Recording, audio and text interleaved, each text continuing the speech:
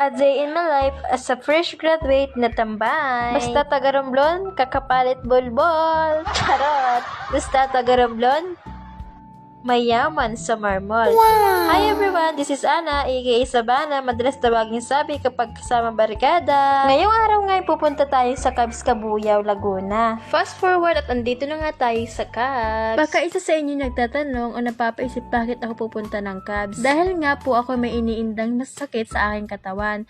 Yung masakit nga po aking lalamunan. Hindi ako nag-alinlangan at tumawag sa aking ina at nagpatingin. At pagkatingin na aking ina, ayun nga ho at ako'y nanuno. Ayun nga ho at ako'y pumunta agad-agad sa Cavs Cabuyao upang kumuha ng mga kalat. Ayun nga po, nakakuha agad ako ng kalat at agad naman ako umuwi dahil may bagyo.